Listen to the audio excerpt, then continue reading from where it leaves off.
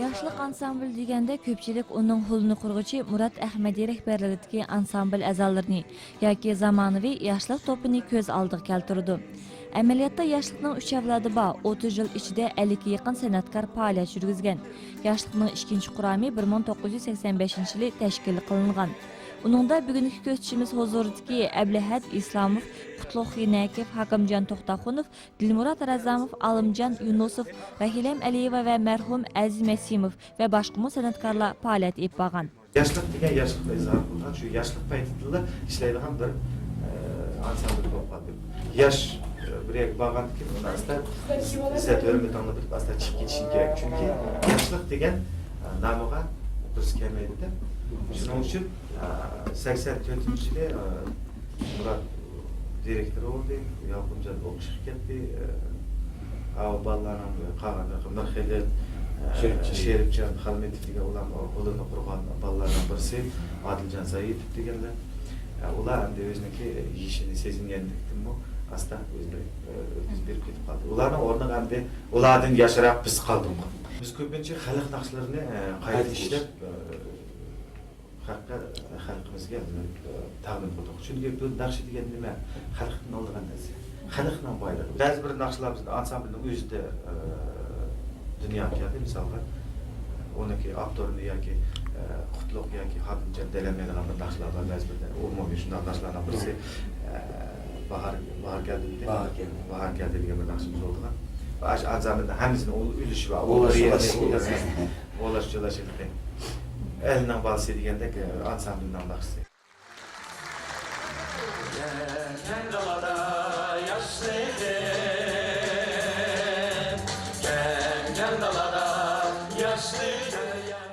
San'atkorlar ansamblining ketgan bo'lsa-mu, bugungi kungacha san'atdan qo'l uzmadi. Shunga ularning beshini qo'shib tomoshabinlarga konsert berishni Hakimjon To'xtaxunov bilan Ablahat Islomov buningdan 2 yil ilgari o'ylashtirgan edi. Konsert mavzusini yoshligim yoshlikda o'tdi deb atagan, chunki ularning yoshligi haqiqatan mushu ansamblda o'tdi.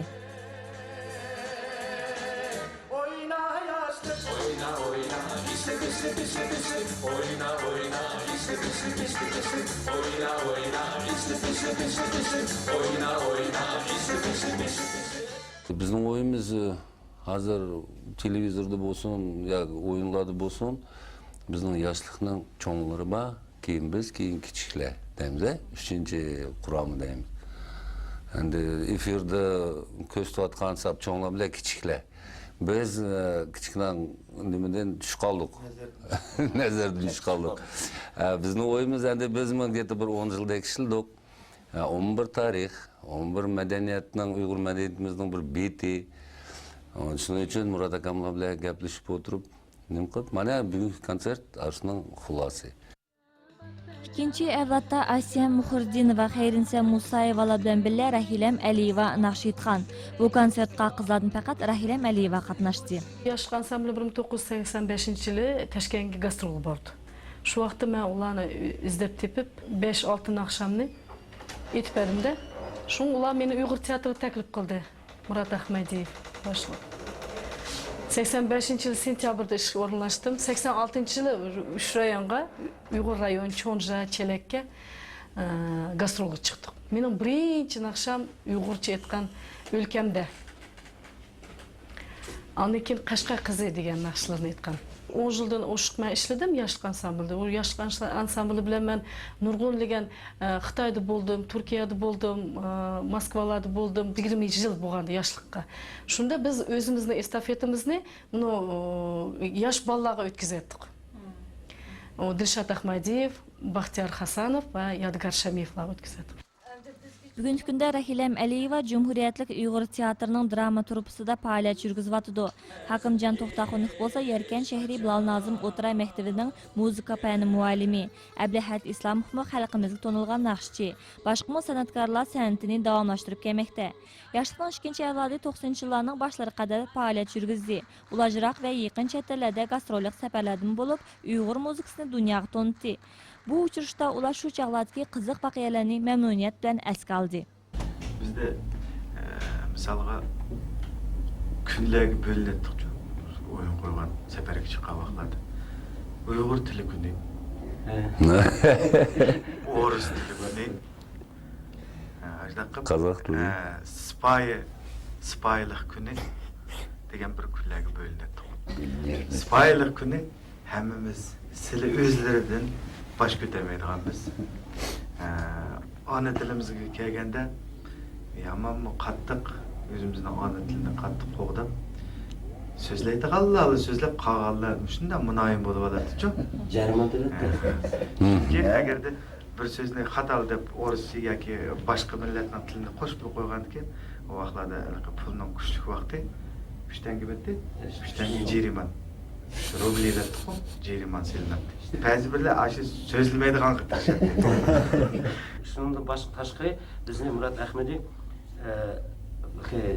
mecbur edememiz. Sen de bunu sport nemesini tutturish uchun ixtiyor turda sportla meşgullandı. Günde şu gastrolde olsa, qayerda olsa futbol oynayacakdı.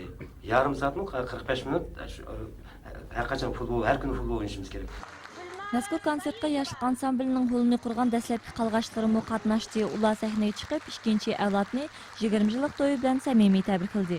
Biz vaqt to'shqa vaqtida mush teatrning sahnasida estafetini mush yigitlarga o'tkazgan. Undan keyin bular necha yillar o'z kuchini chiqarib, mush ansamblining yo'lini to'sinmay, ansamblining yo'lini texmi ko'tarib, izini yo'qotmay ipmangan yigitlar. Oldimizda yana boshqa avlodlarga konsert berdi, nima uchun degan 30 yil yoshlikda, yilning oxirida Xudoyim bursa, biz hozir tayyorlik qilyapmiz. Yakunini mushu 30 yillik ansamblninki yakunini shu yilning oxirida bermoqchi. Bu cho'ng bir to'y bo'ldi. 30 yıl mobaynida yoshlikda 50 ga yaqin odam ishlagan bo'lsa, ularning orasida ataqliq muzikant Aziz Masimovga bugungi xushalliq daqiqani qarshi elish nasib bo'lmadi. Afsus, Aziz aramizdan ketsimi, uni do'stlari yod etib, xotirasiga bag'ishlab o'zi ijod qilgan Kasanchu nomli naqshni ijro qildi. Bugungi konsertni uyushtirishda qo'llab-quvvatlagan shaharlik Uyg'ur madaniyat markazimi tabrigini yo'lladi. Yoshlik konsertida faqat yoshligini yoshlikda o'tkazgan san'atkorlar emas, zalda o'ltirgan tomoshabinlarmi yoshlik chog'larini eslab o'tdi.